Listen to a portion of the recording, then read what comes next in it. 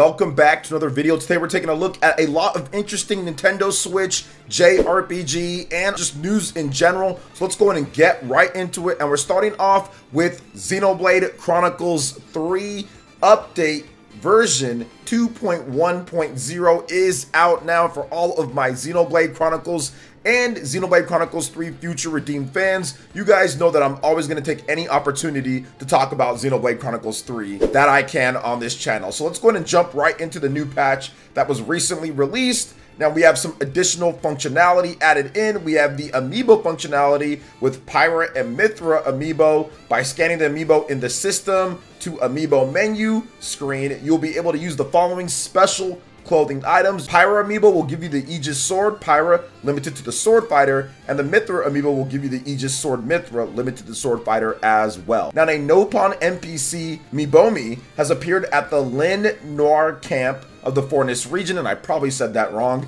Meeting certain criteria while playing the game will also let you obtain the aforementioned Pyra and Mythra amiibo items from that Nopon. So even if you don't have the amiibo, you can jump back into the game and say, hey, I'm gonna get this Pyra and Mythra special costume stuff, which is pretty cool. Nintendo didn't have to do that, but the fact that they are is dope as well, because these aren't seen as major items at all. Now we do have a little bit more when it comes to Xenoblade Chronicles 3 Future Redeemed. So the bug fixes for this game, this awesome DLC that all of you guys should absolutely go buy right now if you haven't already done so and you've beaten Xenoblade Chronicles 3, or if you're thinking about getting into Xenoblade Chronicles 3, here are the fixes. Fix the following issues for Expansion Pass Wave 4 Future Redeemed. Increase the percentage chance to reacquire battle manuals, tactics manuals, and strategy manuals. Fixed an issue where players were unable to reattempt the final battle after experiencing a party wipe. That didn't happen to me because I'm sick at the game.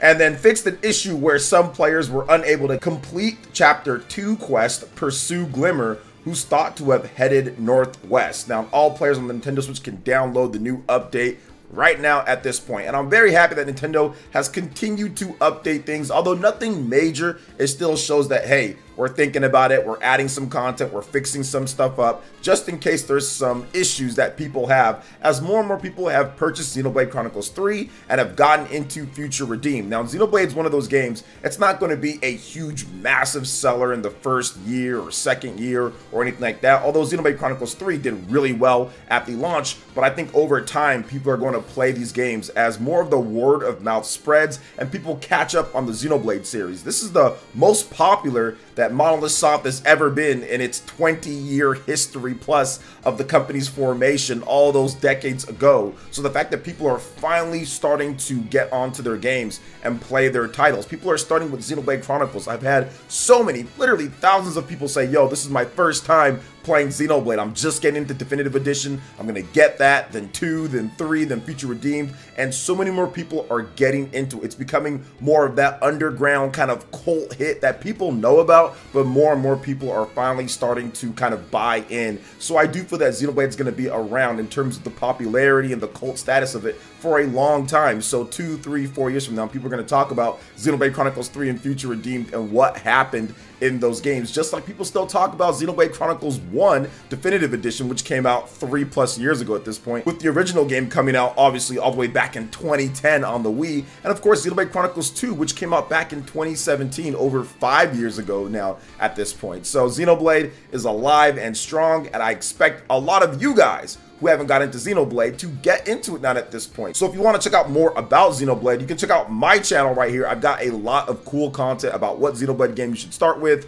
and everything that you need to know about the series. But let's go ahead and jump into something a little bit different here from Xenoblade, and that is a new title called Sailing Era, and it's coming out for the PS5, PS4, and the Nintendo Switch July 20th. And it's got a really cool art style in terms of what they're trying to do with the character art and all of that, and the gameplay is very interesting to say the least. So here's a little bit more about this game, Every voyage is a journey of sailing and beyond. In Sailing Era, navigate your fleet and sail for fun. Run a business, have a romantic encounter in the tavern, capture pirates in intense battles, explore inland for treasure, experience foreign culture, make novel discoveries, and sail away. The story takes place during the era of great geographical discovery in the 15th to 17th century. The world is linked by nautical routes, leading to an upsurge in ocean exploration. Every young navigator of this era dreams of his own ship to sail freely through the ocean. Some seek to change their destiny, others hope to make history. Now, there's a bunch of different stuff that you can do. You've got sailing simulation, you've got port adventures, you've got meeting adventurers, and different stuff that you can do in terms of recruitment. I mean, there's a lot of stuff here, and once again, it's a very different style of game that's going to fit a certain niche or taste. But the reason why I talked about this game is because it's just something different, and it's something interesting with what they're trying to do here. Almost like a really alternative, weird version of Sea of Thieves, although it plays nothing like that game. But I do feel that it's something that fans might want to check out. If you got a Nintendo Switch, PS4, I think it's also on PC as well. It's only $24.99, and it's dropping on July 20th, which is today when it comes to when I'm recording this video. Or, of course, it's already out for many people that are watching it if it's after July 20th. Speaking of a game that maybe not so known, to a game that's actually incredibly known, and that is Persona 5. But Persona 5 Tacticia, we've got a brand new Anne Takamaki trailer. She is one of the more popular Phantom Thieves out there. People love Anne, although she has trouble counting and doing math, but that's okay. So Atlus has released a brand new trailer for her, and once again, I'll say this, guys, I'll say it once, I'll say it again. This game is looking better and better. It's looking like it's going to be a solid tactics adventure RPG game for people to play that's going to get you some bite-sized get in get out gameplay with some charm and some quirkiness that the Persona series is always known for. Now let's talk about this trailer a little bit more. A stunning, beautiful girl who is 1/4 American reads Anne's official character description. She was once isolated from her peers because of her looks.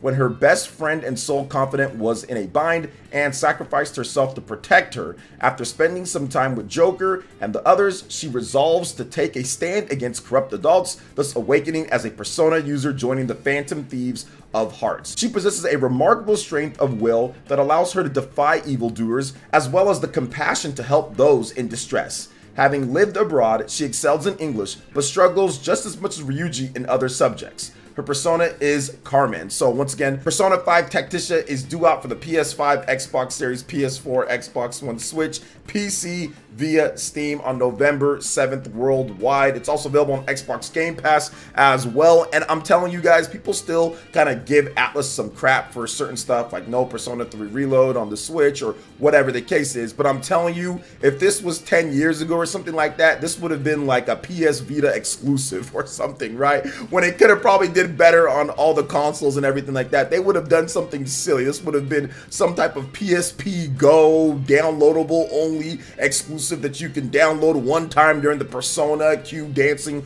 All Night concert or something like that. So Atlus has definitely made some way. They've definitely made some progress when it comes to getting their games out on multiple different platforms, and this one looks really good. So I'm excited to actually pick it up on the PS5 and also on the Nintendo Switch. I'm definitely going to be getting both copies there. So I think it's going to be a really solid title. But speaking of a really solid title, let's go ahead and jump into a number of other titles that Acquire is going to be doing. 7 titles in development to be exact, including a brand new dungeon crawler and deck builder. Now, these titles will be shown soon at PAX West 2023. This was in a recent interview with Famitsu. Now, only 3 of these upcoming titles have been officially announced by Acquire. You have Exalia, and I probably said that wrong, Rise of the Space Pirates X2, Class of Heroes 2 Remaster, and Amedama in cooperation with Izanagi Games. So according to Endo, Izanagi Games is the developer of Amida, while Acquire is in charge of planning.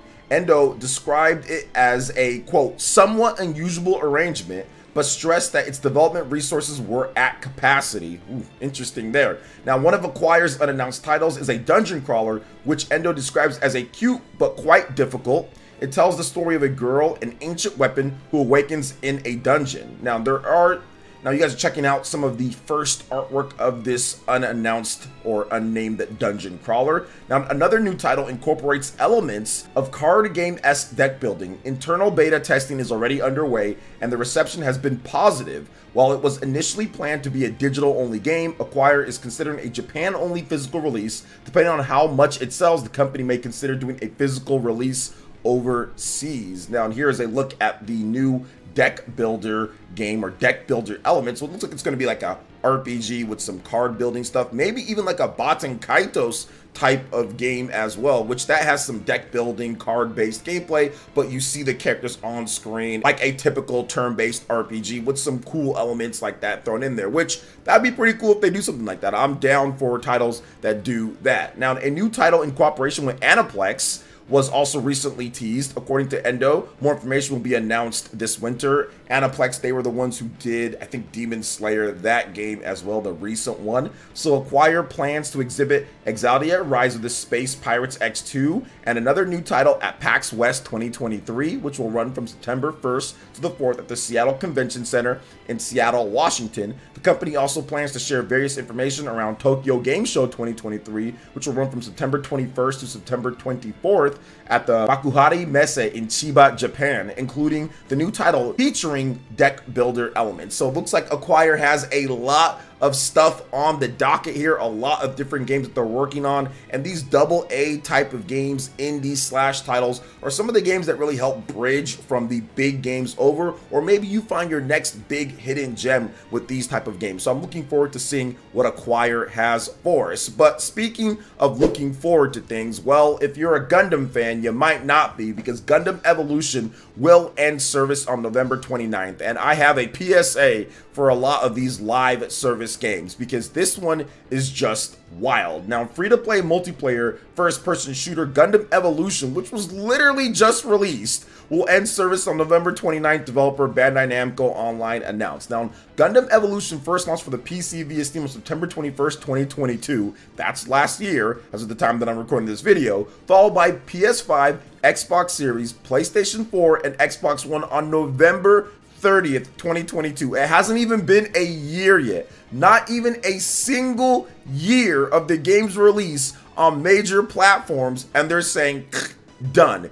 Goodness gracious. Now, when the service ends, service will have been live for just over a year on PC and 1 year on consoles. Quote, "It's with great sadness that we are announcing the conclusion of Gundam Evolution," executive producer Kazuya Maruyama said in a message. "We wanted to create a title that brought first-person shooter fans and Gundam fans together. We challenged ourselves to create an authentic Gundam first-person shooter game that could be played globally. Unfortunately, we have determined that it is no longer possible for us to provide a service that satisfies our players. Updates will continue to roll out with Season 6 on August 23rd, which will add a new unit and 2 maps, and the final season on October 25th, which will add a new unit and a map. The final live stream mission briefing final is planned for July 21st at 11 p.m. PT, July 22nd at 2 a.m. ET. You'll be able to watch it on YouTube, which I will not be watching. And there's a roadmap and other stuff that you can talk about, but I want to end this video talking about this because I find this to be a very serious issue. A lot of money, time, resources, and good development is being put into games like this. They say we want to kind of break into this market of the live service games, and I get that. Everybody wants to break in. Bandai Namco has been doing all sorts of live service stuff. We have a Dragon Ball Z game that's like the, what was it, Friday the 13th and stuff like that, which is just super weird. Now we have this Gundam game, but I honestly feel that you can increase your brand. You can spend that money. I swear, if there is a high-end Gundam game on the Nintendo Switch or Xbox and PlayStation, and you just make that a single player game with some multiplayer gameplay on the side and some light live service elements like Splatoon, I think that you can have a much more successful game. But when it's all about live service, it's all about what's going on right there, and that's all you can look forward to, it creates a cheaper, I would say, just brand. It just creates a cheaper look or outlook of the game. I get it. They want to get into this live service, but there's been so many many failures at this point. It's time to go back to trying to get Gundam into the console race. When was the last time that we had a big major AAA Gundam game that fans can actually play? The Switch is right there for you to have a lower developed in terms of how the graphical look needs to be. You don't have to spend top dollar PS5 and all of that. You can put that on the Nintendo Switch. There's a huge base. To me, it's a massive missed opportunity when it comes to Gundam, when it comes to this franchise, because all they've been doing recently with this is either the Dynasty Warriors style ones or something like this, and it doesn't work out. I mean, less than a year, guarantee you if those resources were put into a high-end Gundam game with a single-player campaign and maybe co-op and some multiplayer features, it would have been far more successful than whatever this thing is. So I get it and I understand it from Bandai Namco's perspective, and I understand from the people that maybe enjoyed this, but I don't think this is the way to advance the franchise. This is the way to make the right amount of money or anything like that. To me, it should be built from the inside out, not looking at everything from the outside like Fortnite and all these live service, and then building the game based off of that. You should make the core game, make the single player, make everything right then and there, and then if that's successful, you can parlay that into maybe a multiplayer big live service expansion or extension to what you have there, so there's already a set base. But you know what do I know? I don't build these games. I'm not in that type of business. I'm just coming from a game player's perspective. But hey, what do you guys think about this when it comes to everything that we talked about with the JRPG news, with the Nintendo Switch news, and more? Let me know in the comment section. Also, make sure you hit that like button, subscribe if you're someone new, click that notification bell, and check out our other videos right here on screen. Thank you so much for watching, and we'll catch you for the next one. Peace.